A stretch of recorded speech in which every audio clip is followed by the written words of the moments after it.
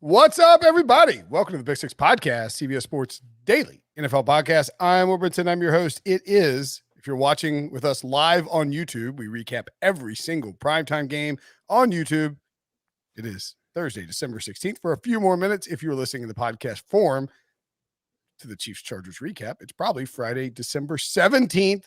Join me to break down that. And by the way, if you're watching on YouTube, either live or later, hi, 1, 2, smash that like button. Joining me to break that game down, a thrilling Thursday night football game that started slow and built to an incredible climax in overtime. Ryan Wilson and John Breech. What's up, boys? I have a crazy hot take, but I'm gonna set it up a little later. But I want you to just to think about that for a little bit, Breech. And Brinson, you must have been reading your calendar wrong. I don't know what date it is because it is not December 16th. It's not December 17th. It's National Travis Kelce Day. And I'm celebrating because he's on my fantasy team. I was like, what did I read wrong? Yeah, Kelce, a huge game in this one. Tyreek Hill and Travis Kelce, both for the first time in a long time, went crazy. Those of us who drafted Travis Kelce early in our underdog best ball teams are pretty excited because it's week 1 of the playoffs. If you want 10 catches, 191 yards, and 2 touchdowns to try and help you advance. That is a good start to the week if you have Kelce. And it really should have been 3 touchdowns, I think, because Kelce. Except he ran out of gas at the 1 yard line. At the 1 yard line. That's right. Or he was just so. Steal my tweets. So locked into getting a 69-yard reception instead of a 70, and that's what because the touchdown would have been 70. Yeah, you can tell he was running out of gas. You could just get guys draped all over him. He's like, come on. Yeah, monster game from Kelce, especially in the second half. Patrick Mahomes, 31-47 for 410 yards, 3 touchdowns and a pick. Woo! Those Kelce Mahomes stacks are looking pretty good. If you're playing a Kelce Mahomes or a Tyreek Hill Mahomes stack in the fantasy playoffs, I bid you good day, sir, because it's over. Just bench everyone on your team and don't even put yourself through the drama. Right. Like you're not winning. Surrender. It's really called, bad. It's called Bengals leaning it up. Really bad beat if you had That's Chargers plus Wilson 3 or Chargers plus, or really Chargers 3.5. That is a tough beat because the Chiefs won by 6 in overtime. The Chargers were up 20. Were they up 28-21? Yep. And the Chiefs came back and Mahomes hit Kelce. I really didn't think that Mahomes in this game looked particularly like Justin Herbert played way better than Mahomes. Let me give you my hot take real quick. Okay. Next 5 years. You're talking about the Denver Broncos, let's say, and you can take Justin Herbert or Patrick Mahomes. I'm taking Justin Herbert. Yeah, not about that. So you're saying if you don't have Andy Reid involved? Yeah, just a neutral team, neutral coach. Average team, average coach. Not saying that the Denver's average. Pick an average team, average coach. I think I'm taking. I love Patrick Mahomes, and I mean Breech just poo-pooed it immediately. But I mean the course of this season, how it's unfolded, it's sort of hard to argue that Patrick Mahomes has been light years better than Justin Herbert. In fact, you could argue that Justin Herbert has in fact been better than Patrick Mahomes. And again, I love both those guys. If you were taking Travis Kelce, Tyreek Hill, and Andy Reid out of the equation, then I think you have a pretty viable argument. You can leave him in the equation. I don't think it's a slam dunk one way or the other, is it? I'm saying that if you wouldn't say over the next 5 years, I want Justin Herbert over Patrick Mahomes. Right. I'm not trading Patrick Mahomes for Justin Herbert. Right. Although that would be fun, but I'm not going to do that. My point is just that Andy Reid matters a whole lot in this equation more than anything else, I think. Yeah, let's maybe let Herbert even get to the playoffs before I'm taking him over. I'm not going to write off Patrick Mahomes. Whoa. Let's not put words in my mouth, Andy Dalton supporter who's never won a playoff game. What? You put the words in your mouth. I'm just interpreting them for the people who think you're crazy right now. I just said, okay, so listen up.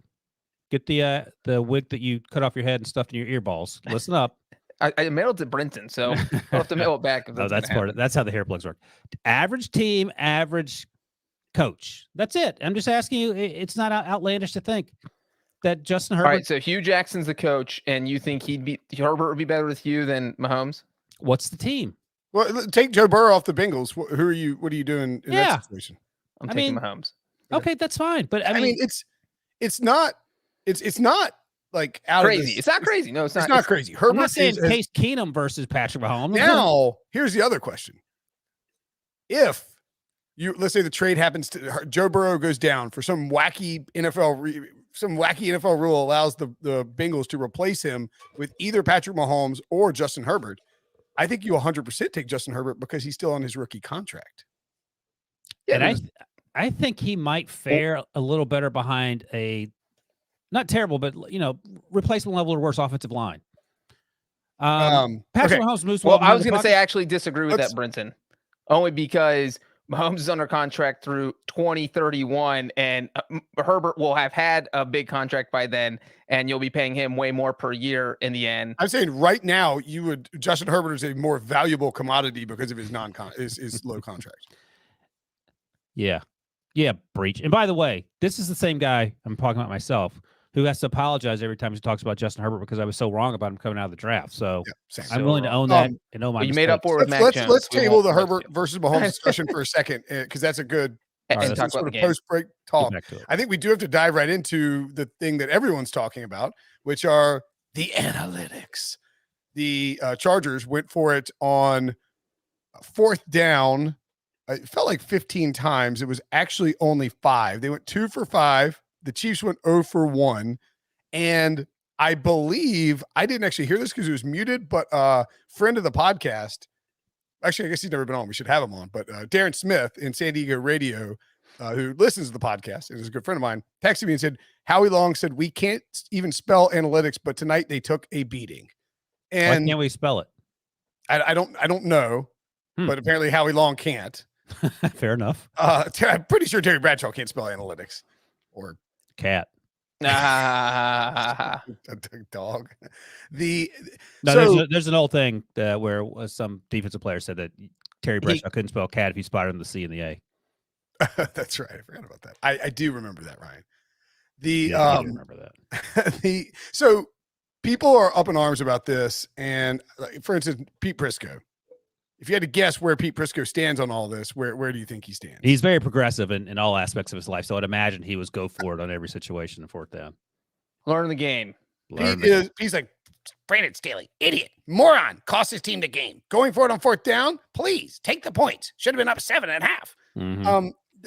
I thought the field goal at the end of the first half probably should have kicked it, and I know that the analytics say to go for it. It added, I think, like the 2 first downs I think were there 2 in the first half or 3 in the first half? 2 what? Fourth down attempts. 3. 2. Right. 2 and then the field goal, correct? No, the 2 they missed inside the 5. The opening possession and the possession right before the half, and then they had one in the middle of the field. Fourth down conversion on the Jalen Guyton touchdown drive. Yeah, 3. Yes. I didn't mean the field goal at the end of the half because they didn't kick the field goal. Here's something, and we talked about this when Blank used to be on the podcast because he said, why didn't that team definitely should have not kicked the field goal at the end of the half because the analytics says go for it on 4th and goal from the 1-yard line. But as I remember at the time, Breech and I explained to him, the math is that you're backing the team up if you don't convert. You don't get that at halftime. Right. So I would have kicked it as well. But I would imagine Staley has probably run more simulations than we have, and he probably felt good about it or whatever.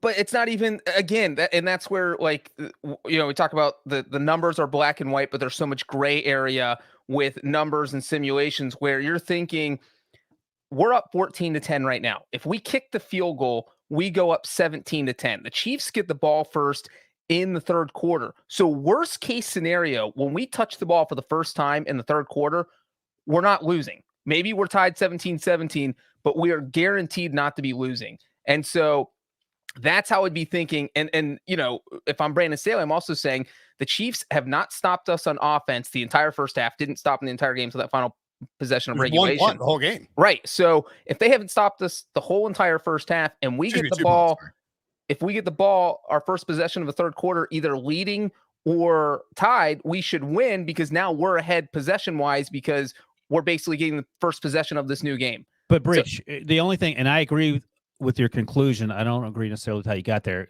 in that they should have kicked it. But if the Chargers or Chiefs aren't stopping them, that's why you go for it. Well, no, because the Chiefs were stopping on these short yard. I mean, we saw Well, which is it? We saw the fourth down plays. There were 2 for 5. You can have a good short yardage defense and get blown up and down the field. It's the old bend but don't break, Wilson. We see it all the time. It's not. It's a different you got to think differently. I think as a coach, you can't say, hey, we're going up and down the field. Doesn't mean we're converting on 4th and 1. That's if you not were an a pair of automatic. shoes, you'd be flip-flops. No, I would be explaining you are a coach who doesn't get it right now. And the funny thing, the one thing, even though the guys in Fox didn't seem to understand the analytics, the one thing Terry Bradshaw, Troy Aikman is the probably, halftime guys, the halftime studio. No, but guys. I'm saying that Troy Aikman in general just cannot shut up about analytics. Like, it drives him nuts. He's like, well, Troy, Joe, the analytics say here that you gotta go, but I'm just not so sure. And he's just, you can see how gleeful he was every time they failed. But Terry Bradshaw made a good point about the team's emotions going into halftime. He's like, you saw after that play, the Chiefs running into the locker room, they were, all excited, and the Chargers were walking in with kind of their heads down like they had just lost the game. And so there's an emotional element to it.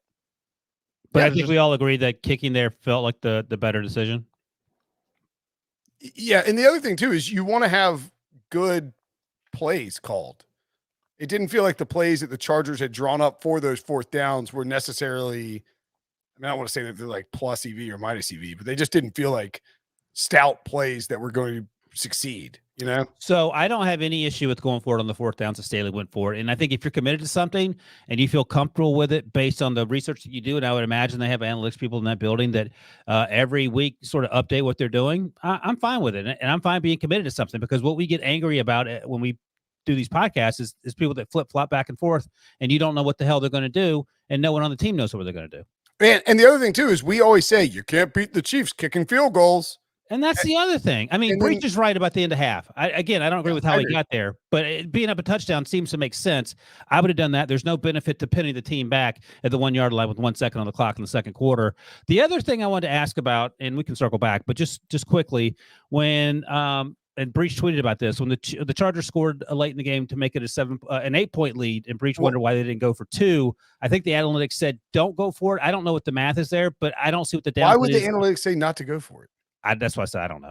I have no idea why I said that. Because and that was the weird thing, is like Staley's going for it on 4th down, being hyper aggressive, and then you're up 7 points, and if you go for 2 and you succeed, you're up 9, which is enormous because that's 2 possessions. If you kick, you're up 8. Now, maybe the math gets you to a place where I don't know how you get there. Do you know the math? There's no way you don't. If you are like going analytics and you are just, hey, it is like Brandon Staley studied every chapter of the analytics handbook except for the chapter where you want to go up 2 scores on a team in the 4th quarter with under 5 minutes left. There is no reason not to go for 2 here, especially, Brinson, it's your favorite thing. It's game theory, because if you fail at that 2-point conversion, you're up 7. You know who's not going to go for 2 on his next touchdown? Andy Reid. So at worst, you're playing for a we saw at the end of the game when the Chiefs scored. There's no one on earth who's going to argue with you except Brandon Staley, apparently. Well, so it didn't make sense for him not to go for 2 there. And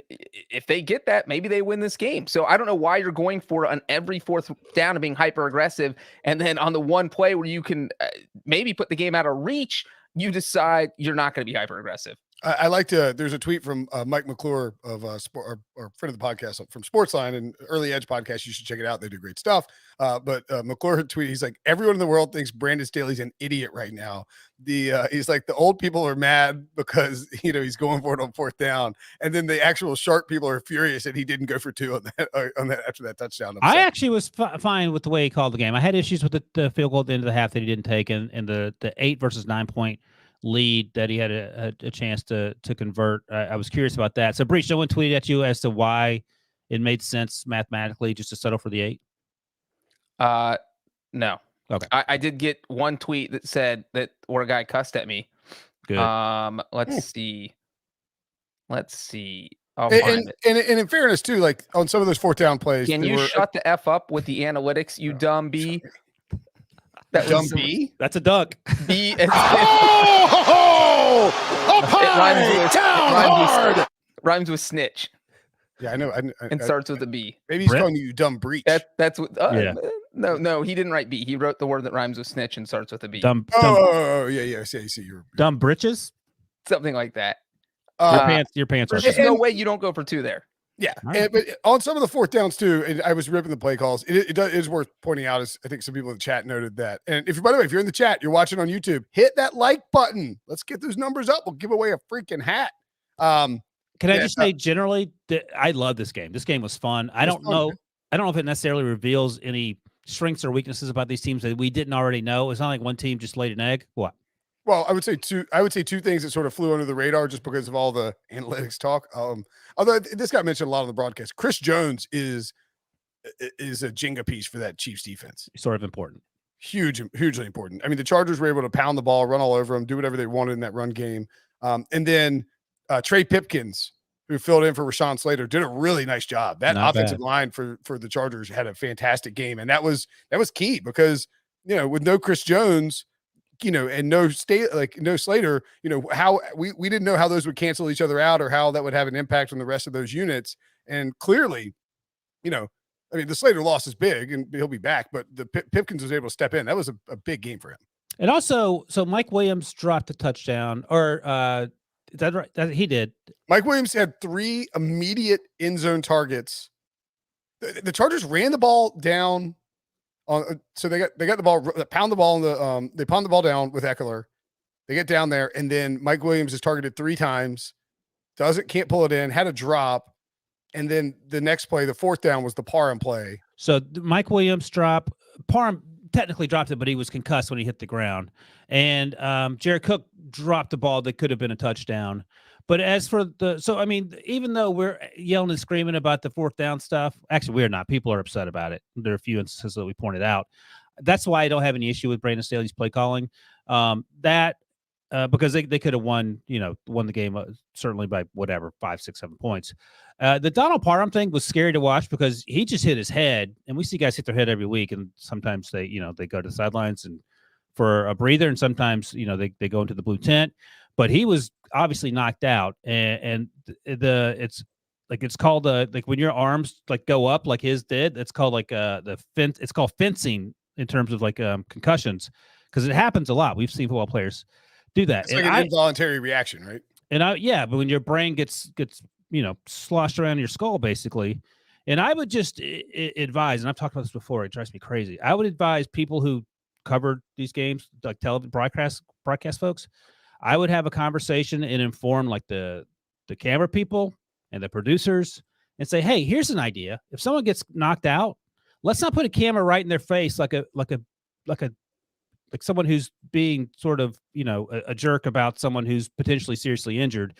And I get the camera person doing their job, and I get the producer at the time maybe didn't know what was going on, just thought he was injured and he just dropped the ball.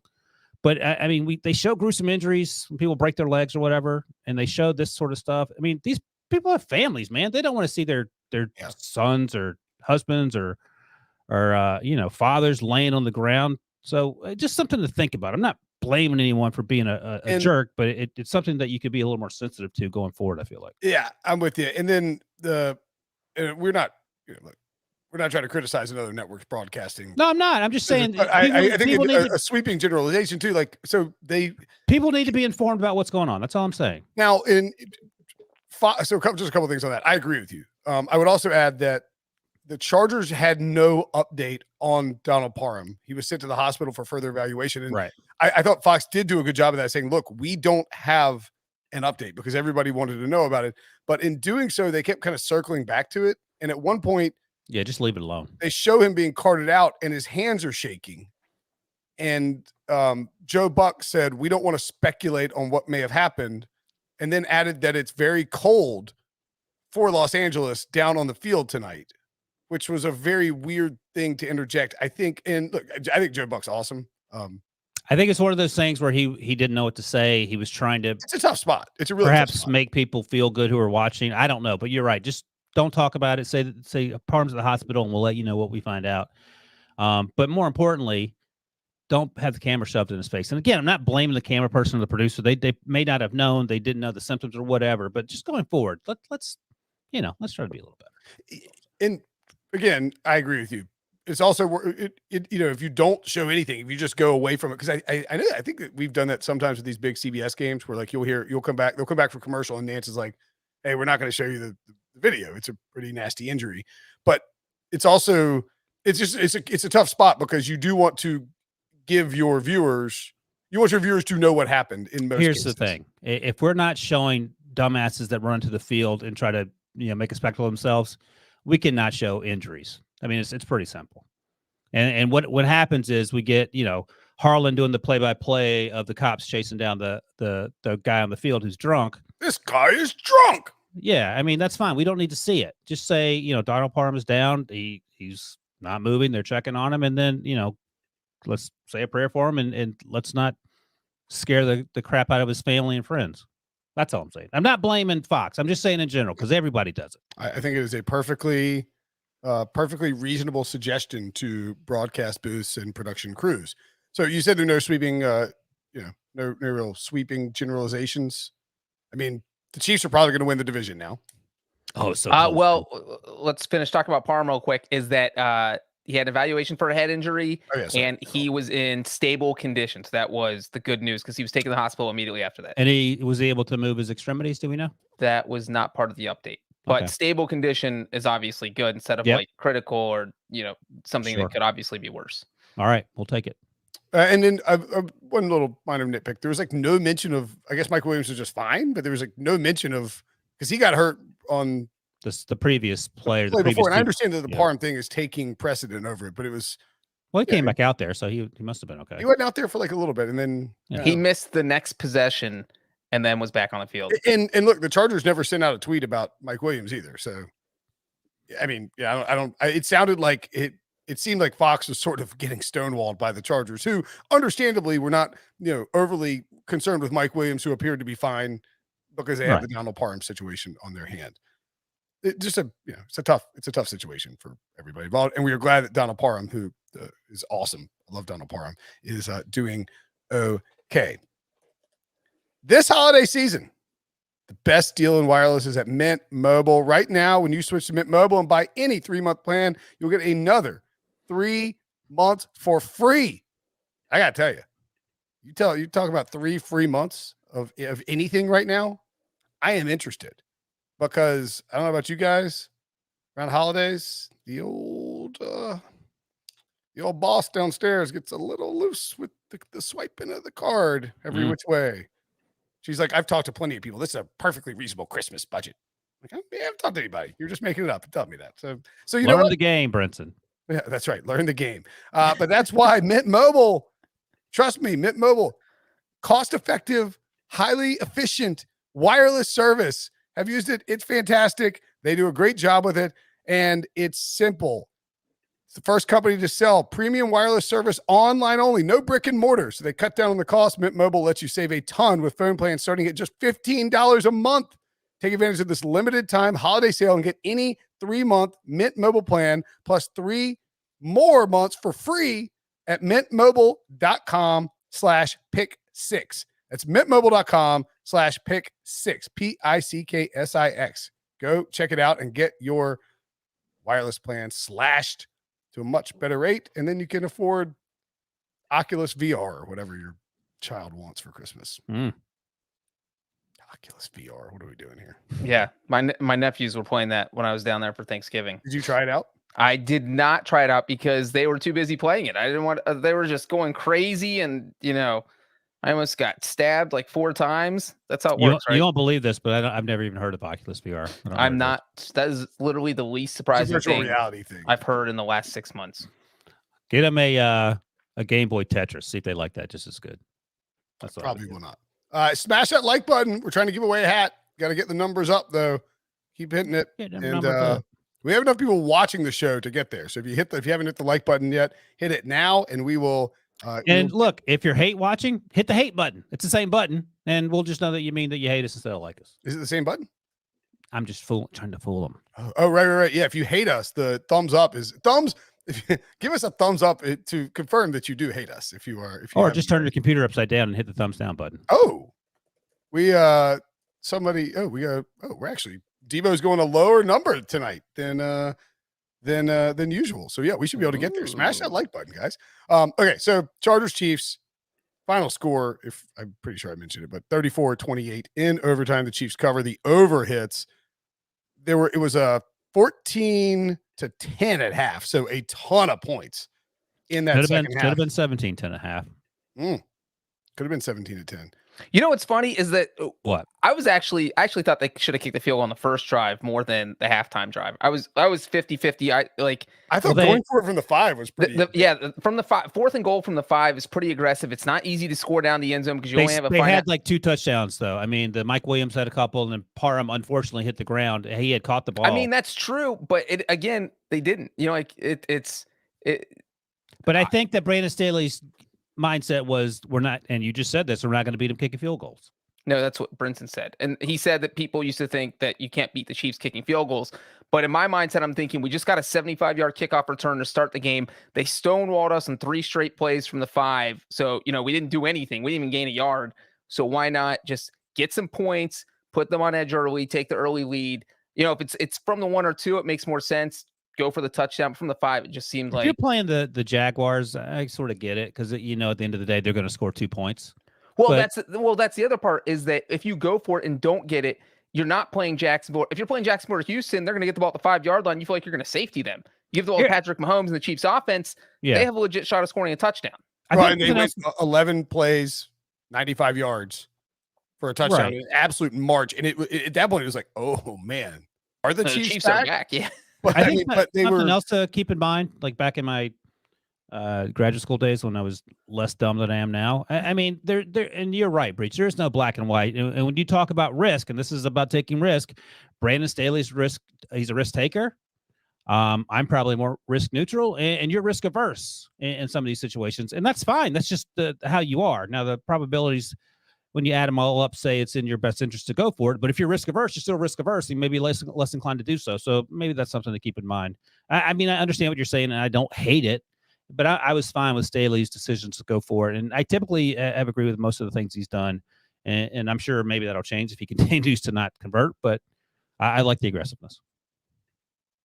I was just scrolling through the Ben Baldwin bot.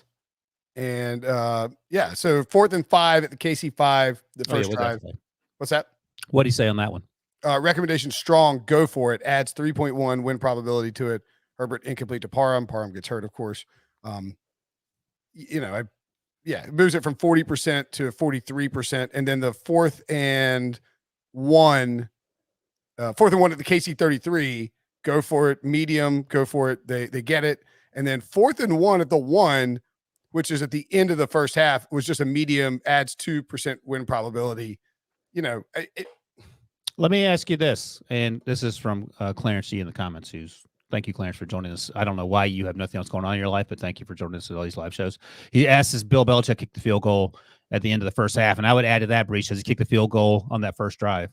Yes and yes. I think that's right. Belichick kicks the field goal in both those situations because he thinks it's weird because Belichick, he makes fun of analytics. He understands it, but for whatever reason, he knows when he needs to put points on the board. I mean, I remember, and I'll just say this real quick, in Super Bowl 51, which actually ended with the same final score in overtime, 34-28, they were down 28-9 in the fourth quarter with like 8 minutes left, and he kicked a field goal to make it 28-12, and he was getting grilled on Twitter, and everybody's like, and the people who knew what was going on was saying, well, you're down 3 scores. You have to get a field goal at some point. So why not just get it now? Because then that cut the lead to 16. And so, somebody like Staley might think, let's get the touchdown now because we're already down here. And maybe we'll kick a 55-yard field goal because we don't have to get as far down the field. And you just kind of start outthinking yourself. Whereas Belichick's saying, no, we got to knock down this tree first before we can get to the next tree. And that's what I'm going to do. And so that is part of the element that I don't think that, maybe Staley's, he's a first-year coach. He's just not as seasoned as another coach. And I think that... Well, I don't think he's freewheeling, though. I think that might be a misperception. I'm sure he has people talking to him about, and they probably have it part of this a weekly game plan. Yeah, I mean, I don't disagree. I don't have an issue with anything he did in this game. I mean, I thought he's shown he's going to be aggressive, and he didn't make any terrible calls, and he's not the offensive coordinator. So when he makes the decision to go for it on 4th down, he's putting it in the hands of Joe Lombardi. And, maybe he'll have a talk with Lombardi. Lombardi will say, well, we had 2 drop passes and this all should have worked. So it's just a matter of where do you want to be when these plays are happening? Do you want to be up 17-10 going into halftime? That's a lock. That's 100% field goal. You are going to be up 17-10 unless they somehow block it. Kicks inside the 25 do not get blocked. So, or do you want to maybe be only up 14-10 or have a chance to be up 21-10. Those are the things you have to think about when you're thinking about these things. So this whole thing was like a giant case study in analytics, this entire game. Yeah, and look, I do think, there was a big discussion on CBS that people talk with Coach Cowher and Phil Simms that people were getting all up in arms about. But I thought that Cowher made a really good point. It's like, I mean, and this is the point made by, a lot of people. Like, you do have to take into account what is happening in the game, because the analytics are not taking, are not like they, there's a lot of stuff being plugged in there, but they aren't taking into account. I mean, I hate to say momentum. I mean, I don't know. I'm not trying to like justify momentum or dog going for it on fourth down. I like going for it on fourth down, but I do think that, Patrick Mahomes is getting the ball back after halftime. You're up 14-10. You can be up a touchdown, as Breech pointed out. You can guarantee that when you get the ball back, you are not losing or trailing. And I don't know. Sometimes I think that matters. Like I would. So Brandon Staley's speaking right now as we're speaking, and of course he was asked about that and what he said, and I put this in Slack. He said the quickest way to win a game like that is to score touchdowns, not field goals, especially considering who's on the other side. And then he followed up, John Breech is an idiot. So take that. You'd love to see it. That hurts. That hurts, Brandon. So what's your follow-up question to that if he says that to you, Breech? My follow-up question is, then why the hell didn't you go for 2 on your last touchdown and put this game out of reach, Brandon? That's you're either doing the analytics or you're not. The issue for me is that when something like a game like this happens and everyone who hates going for it on fourth down, like the Pete Priskers of the world, or like Mike Florio was like, these misses might throw the numbers out of whack. They're going to wreak havoc on the. It's like, no, man. They have it's 4 plays is not going to wreak havoc on the percentage of like people going for it on fourth down. They have like years and years of stuff that they put into this. Please stop. And if it is like, people come out to dance on the grave of analytics when the fourth down conversions don't convert. And the issue there is that the whole point of the fourth down stuff is that it's about process, not results.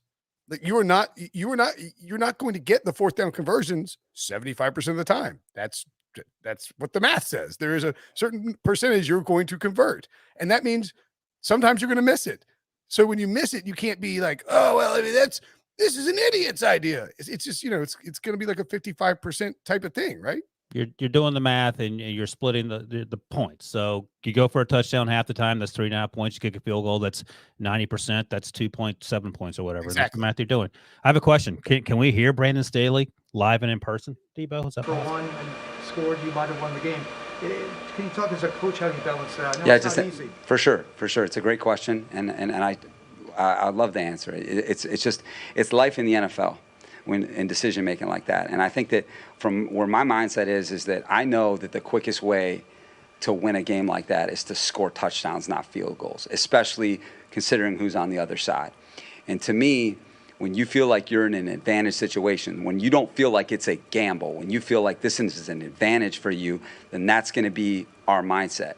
Okay, and I don't think that any decision that I made tonight, was a gamble. We felt like it was an advantage situation for us, and that's why we did it. If we didn't feel like that was the case, then we would have kicked a field goal or we would have punted.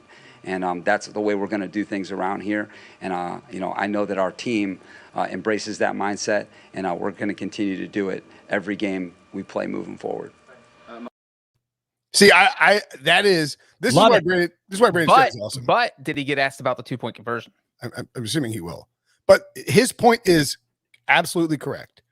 If you believe you have an advantage, if it gives you a leg up to go for it on fourth down, then you should do it. If you're not going for it on like 4th and 9 from your own 35, you're going to punt in that position.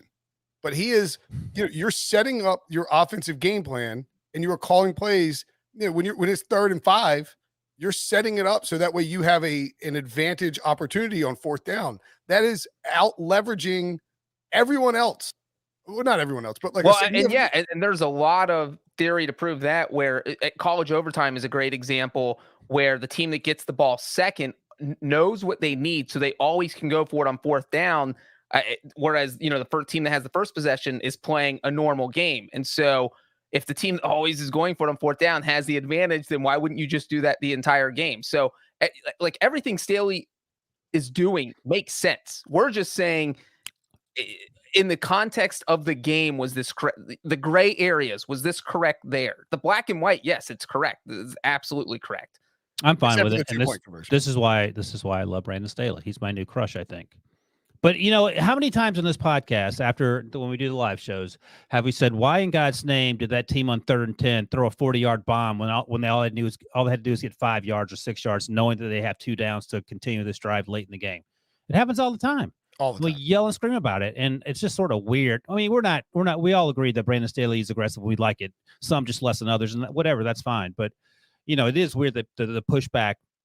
I don't want to say mostly from the old timers. There's some people who are young and don't like. It's mostly from the old timers, though. Mostly from the old timers. I get it. I mean, it's just like when Chip, or even Chip Kelly came to the NFL. And like, well, trust me, this guy's going to crash and burn, and I can't wait to see it. Well, and I think that this game right here becomes the case study on why the old timers get mad, because when you see that your team was tied at the end of regulation and that they left 3 field goals on the board, because that's the mindset. That's what you grew up watching. That's what and you're saying, God, if we would have just kicked the field goal once, we win this game. Whereas Brandon Staley's thinking, yeah, well, if we would have gotten 3 touchdowns there, then you had 2 of them. Then we win this game 49-28. And Mike Williams drops close. 1, Jared Cook drops another.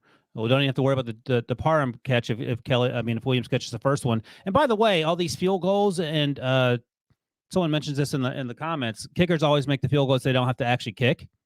How do we know? I mean, there's still a percentage that you're going to miss one of these kicks. You mentioned the chip shot, whatever, that's fine at the end of the half. Well, I mean, all the 4th down, the one on the 5-yard line too, most of the Chargers ones. But even on the Jared Cook one, it was a drop, but it wasn't a great throw from Herbert considering he only had to throw it 6 yards. Well, I mean, Jared Cook did the hardest part, hit both his hands, and he dropped it. That is true. By the way, the other thing that Staley did that I thought was really smart, and people were like quick to pounce on it, like, was the Chiefs were lining up to go for a play, and the Chargers looked very confused on defense. And Travis Kelce had just caught a ball and fell on his butt, and the ball had been stripped out. Mm-hmm. But he was ruled down by contact. And Brandon Staley runs out, and we didn't see him, so I don't know that he threw the challenge flag, but I assume he did because they said, LA's challenging it. Everybody's like, what a terrible challenge, Staley. Oh, your analytics god sucks now. This is life on a text thread with Pete Briscoe. But I think that he realized he challenged as a way of calling timeout. You know what I'm saying? Whereas if you challenge and you think you're probably going to lose, it costs a timeout. But there is a small percentage chance that it's overturned and you get the ball back. And so, like, if you're going to call a timeout, so you're saying he was planning to call a timeout there? I think he was going to call a timeout anyway because the defense was confused. Why? Because the defense was running around very confused, and it sounded like he called a timeout. It was the first play of the possession, though. Like the Chiefs had just taken the field, they ran one play. Breech, 2 words, game theory. Moving on. No, but you know what I'm saying? Like more coaches should think through that if that's the case. Like if there's a challengeable the only problem play, is though you're still going to lose a challenge in the first half, so that's something you have to. That's fair. You have to consider. Yeah, that's. I think was it second half or was it first half? Maybe it was first half. Either way, I think it was. And now I'm looking at Brinson talking about how the bot said that it made more sense to go for it on the 4th and 5 in the first quarter than the 4th and 1. That doesn't make any sense to me, because why does being up 7 points on the first possession of the first quarter help you more than being up possibly 10 points going into halftime? Well, that math doesn't make any sense. Well, the win probability and one's from the 1 yard line, one's from the 5 yard line. It's because the win probability on the first one was from 40 to 43, and the win probability on the second one was 63 to 65. Right. The difference on the second one just doesn't make any sense. If you're going up 2 scores and a field goal only puts you up 4 points, I mean, the second one just doesn't seem like it adds up. Hey, here's the thing. Maybe I don't know what this model is. I haven't seen it. Maybe it factors in the Chiefs. Well, and that's the other thing is there's different models. Yeah, that's right. That's trying to decide if you should go for it. And the whole thing about this modeling is that every model, I mean, the whole idea for models is trying to fit simple models to explain complex events, and whether it's, social science or sports. So yeah, people have different ideas of what affects what. I mean, go look at Aaron Schatz and Football Outsiders. Their model in terms of measuring stuff is different than what Pro Football Focus does, I would imagine. There's going to be like an Ace Ventura sequel where a kicker kidnaps his coach because he didn't let him kick a field goal all season because they went for it on 4th down all year. We should write that. All right. Yeah, Let's I'll leave enough that on the to you. analytics. This is Yeah, let's move on. So let's talk about the coin flip, if we could. Oh, I thought Oh, I'm kidding. I was. I What's was the like, analytics on that? What do you call it? Heads or tails? I was The like, thing is, wait, what, they sit out Melvin Ingram, but it was weird, but whatever. Who cares? Breech was ready to go. Oh, they sit out Melvin Ingram as an honorary captain versus Chargers, I bet. It was a revenge coin flip, I would imagine. Absolutely. I'm joking about that part. I do want to talk Brinson, you're about. supposed to play the dunk button because Wilson's making fun of you for the coin flip conversation. Oh!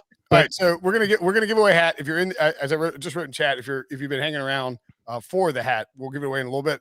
But let's talk about the overall picture. Now a 2-game lead in the division for the Chiefs, 4-1 in the division versus 2-2, with the Chiefs having. Let's see who they have left. They have their Steelers at home the day after Christmas. Loss.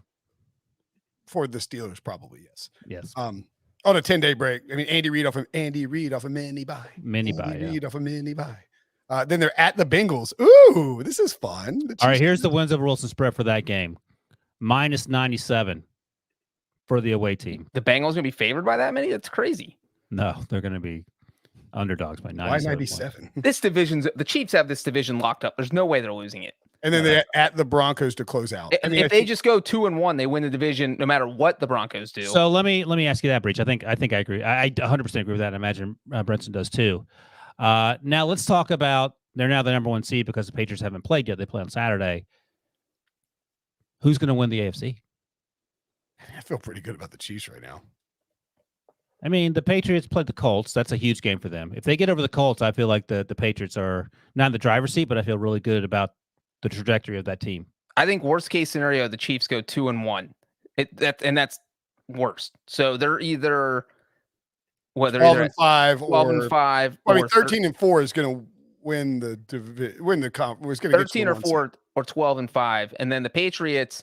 I mean, it's a little dicier because they have the Bills too. The Bills that scored 6 points against the Jaguars. Bills.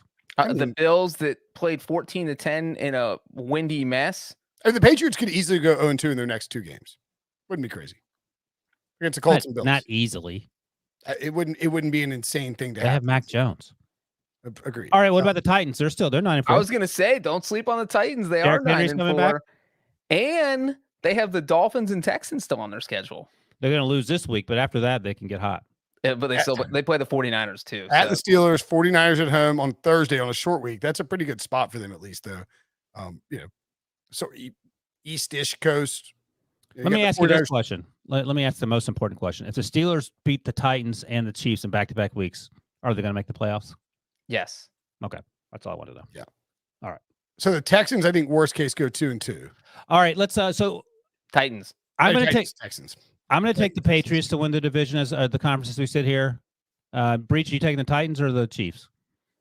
I am taking the Chiefs. And it sounds like Brinson's taking the Chiefs too. Is that right? Or you want to sprinkle a little bit on the top? No, I think I like the Pats. I mean, Wilson, Wilson, let me ask you this. What is the percentage chance you think the Steelers beat the Chiefs? I'll put it at 9%. I'll put the Bengals chances at like 25. No, that sounds right. Maybe even 33. Yeah, I don't think it's that high. And then the Broncos.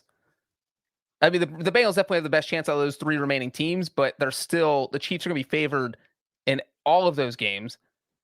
Yeah, I'll take the Chiefs. But here's the thing, Breech. This season, it feels like it's been crazier than any other season, and week to week, you have no idea what's going to happen. Like, especially with COVID, and that is the thing that's going to throw a wrench into this. I mean, the Browns are going to have 12 players on Saturday. Well, we should point out too that the NFL on Thursday changed its protocols, so now vaccinated players can test off of the COVID list, but not until next week. Not starting with week 16. I thought they were saying they could do it. They weren't going to go back on the test, but they can still test out this week.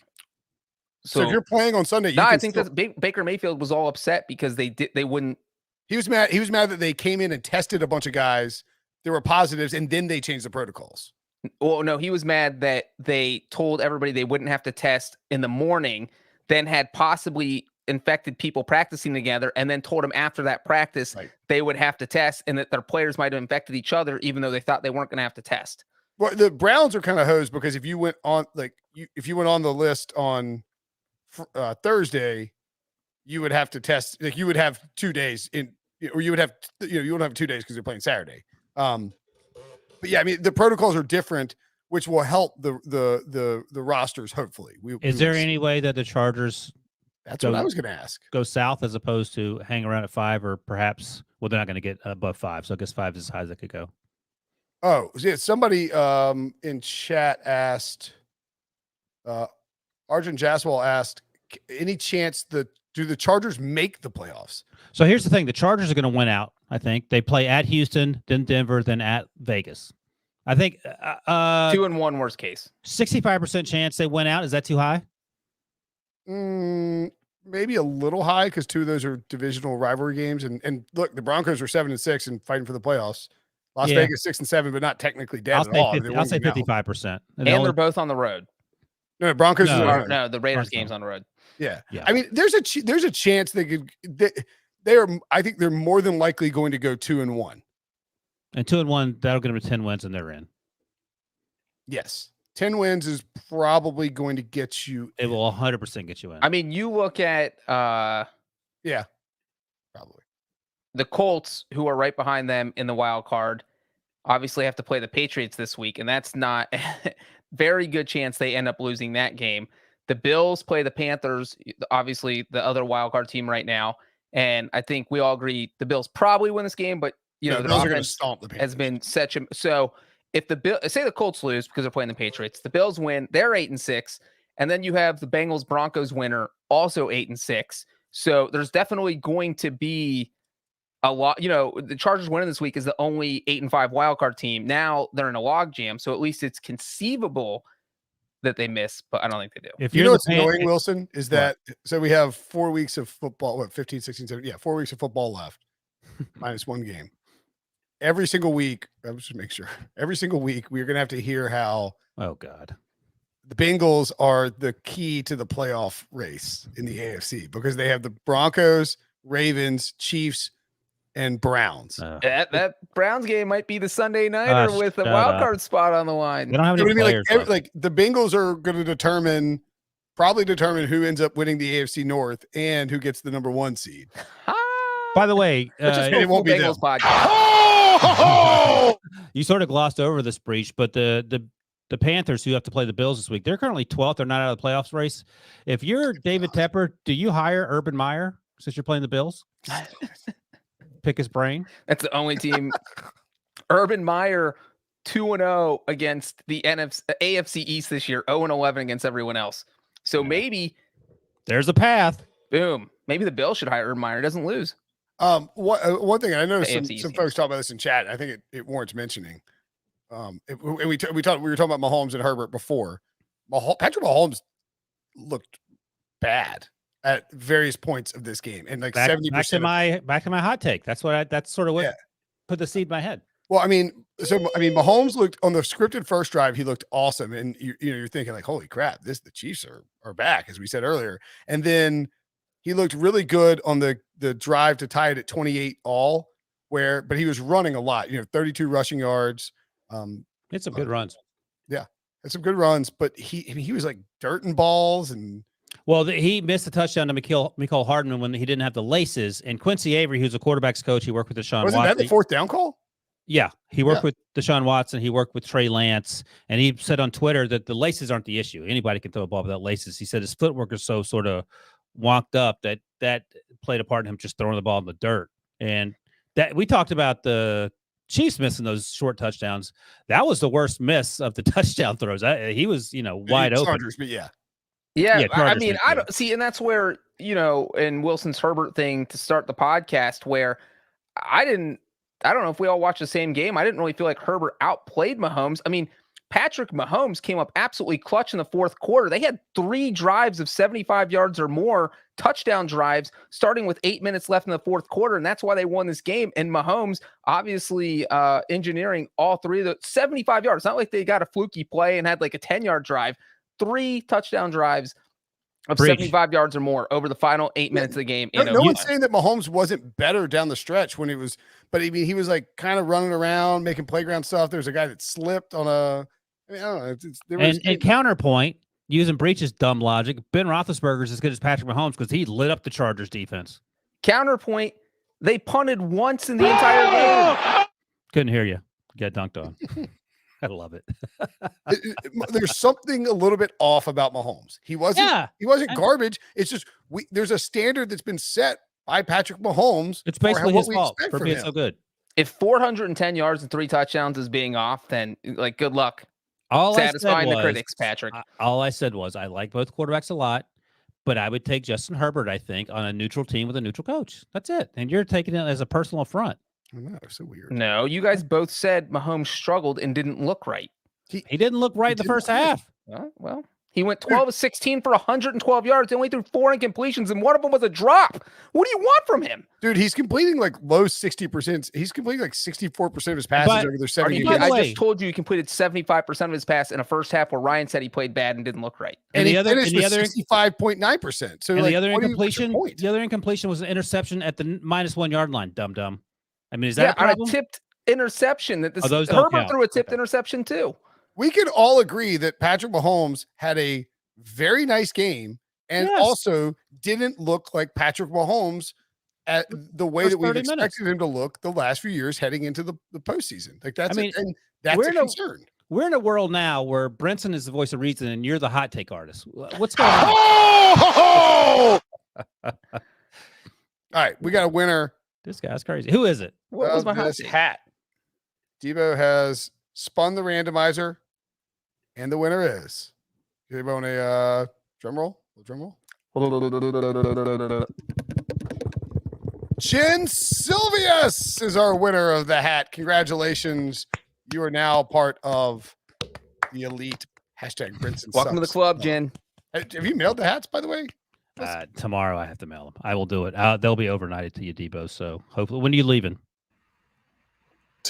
Tuesday. Dang it.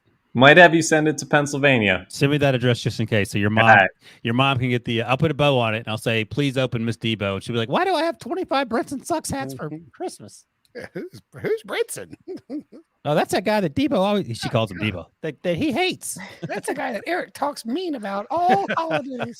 Makes him work so hard. He's a moron. And he talks about him at every single dinner. Debo's Southern accent. We finally got it. Oh, man. I didn't know Debo's mom was from North Carolina, but that was good.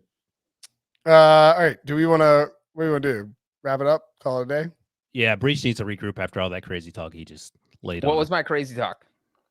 That we're insane for saying that Patrick Mahomes didn't play up to Patrick Mahomes standards for the first 30 minutes.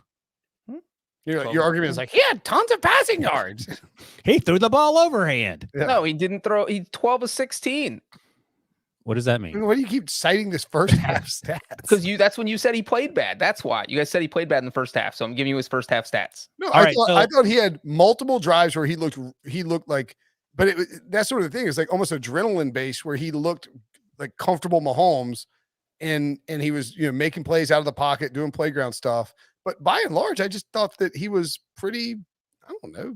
He was great down the stretch, but he struggled getting started. That's it. That's all we're saying. And by the way, let me ask this, and then we can bonk if we want to. Let's say these teams meet in the playoffs. Who are you taking? And know this. Where's the game? Well, it'll be in Kansas City because we're assuming that Kansas City's going to win the division, and they'll be ahead of them. But remember this: Justin Herbert is 2-1 against the Chiefs coming into this game. Should have been 3-0 if you remember that week 2 game is rookie season where he had a chance to win that. I blame Anthony Lynn. For that loss. So is it divisional round or AFC title game? Why does that matter? Because Andy Reid off the bye. Well, he's not getting the bye. Oh, I see. Right. So the Chiefs get the 1 also, seed. If it were divisional round and the Chiefs had the number 1 seed, I guess it wouldn't be Justin. No, let's say my Patriots are going to win the division. So this will be win the conference. So this will be a no bye for anyone. If it's wild card, I want Mahomes in Arrowhead though. Yeah, but I just think if you're talking about Justin Herbert's first playoff game. Yes, first playoff games are jittery and usually a disaster. All right, I'll give you some points too. So -4.5. I think it'd just be in Kansas City. Yeah, that's probably right. It's probably good. If it's -4.5, I'll take the Chargers and hope you don't get your back broken in overtime. Breech. I am taking the Chiefs. I'm taking the Chargers to cover and to win. I'm going to write this. I mean, the Chiefs didn't have Chris Jones tonight. Chris Jones is a big deal. No. And Right. Rashawn Slater obviously not out there either for the Chargers, so it's But the Chargers' offensive line was not a problem. played well, right? I am blinded by my love for Brandon Staley and Justin Herbert. I think that's. I'm just being honest. Being a Chargers Ryan, did fan- your heart break tonight knowing that the Chargers now are probably not going to win the division, which means Justin Herbert probably not going to win MVP? I will. He's already won my MVP, so it doesn't matter. Breech MVP of your heart? of my heart. Yeah, I think I would take Chiefs to win, Chargers to cover if it was 4.5. Look, the Chiefs have been a tremendously flawed team all season long that hasn't played well. Has been criticized by people as being the biggest disappointment in football. And as we showed a few minutes ago, The Bills They would are- like a word. what's that? And Bills- now they're the first AFC team with 10 wins. And The they're Bill- 10-4. They're 10-4. The Bills would like a word about being the most flawed team in football. No, I just mean that like the Chargers have not had a great, this is First not 8 weeks of the the- season were not this- great. That's right. The Chiefs have not had a great season. When's the next time the three of us are going live? We have a special podcast coming up, don't we? I don't know. Are you gonna make it some weird announcement we don't know about yet? Saturday night. Ugh. Saturday Night Live. we Except going with live on us. Saturday? Is that trademark? Can I get sued for saying that? Are we going live on Saturday? That was Debo told me. we are. Oh god. We are going live on Saturday. I guess Debo told me and not you because he didn't want you on the show. No, Just I me and remember Will. it telling us in the chat. It's just my wife's gonna be annoyed. Sorry, I had to break it to you. I I didn't. keep, mean I to. keep, I keep like You guys looked really sad to have to hang out with us. the commercials keep going up on TV and AK's in the living room and they're like 2 games on Saturday, gonna be wild. So you would think NFL. she I'm like, notices, but I'm really like, no hey, idea. Like, do you hear that? And she'd be like, what do you mean there's 2 games today? I'm like, what do you mean? But she doesn't care that you're doing podcasts at midnight. She's not gonna be. Tell her that CD Lamb is playing. Oh. Programming note: we will not be live on Christmas Thank you. to recap those 2 games, but we will be live this Saturday to recap Carson Wentz's victory. However, I will be live on my YouTube channel with my 18-month-old opening her presents. I know everyone wants to see that. That YouTube channel, by the way, youtube.com/Breech Loves Cats. So check that out. Somebody said it looked like I sucked a lemon when I heard that we were going live on Saturday. Yeah, you didn't seem happy about it. You did not. Another programming note: Wilson will be live on Christmas doing HQ because he takes his job seriously. Brinson is going on vacation starting tomorrow night so that he does not have to be on the Saturday show. He will be returning Sunday. Previous 15 weeks. I'm taking maternity leave, paternity leave, Personal day, I think is what they call it. YouTube.com Look at that. /Breech Breech loves cats. What if that's actually his cat video page? God, what if he had a YouTube where he just pets cats all day? Just so, Ugh. What if there is a website called Breech Loves Cats, but it's not mine and it's not appropriate, and Ryan just sent everyone there? I don't Oh, think God. Wilson did that. I think Debo just did that. No, but Look I at the made screen. up It says it on there. Yeah. I made up the URL. Let's see. I want to see if there's anything there. There's no Well, way. Just click the link. It's locked. Oh my God. It's a private channel. Only true cat connoisseurs are invited. It's a private channel. Subscribe on Breech's Patreon to watch him pet cats in the darkness of his This is house. only Oh, cats. oh. I would pay to see Breech like pet a tiger, like in a cage with him wearing like a meat jacket or something. Oh, tigers love me. It'd be That I easy. would pay to see. You're Tigers the tiger prince. Tiger King's already taken. Tiger Jester. right. Well done. Let's go. Great. Thanks for listening. Thanks for watching. We will be back on. So we have the pick show will be the podcast feed on Friday morning, of course. And then, as mentioned, we'll be back on Saturday night to go live. Oh, after Patriots Colts. That'll be fun. Should have lots of bets going in that game. Plenty of action. Congratulations, Jen, on the hat. You did it. Yep. Good job. See you guys later. Wear it Thanks for proudly. listening. Thanks for watching. Smash that like button for Wilson and Breech. I'm Brinson. We'll see you guys later.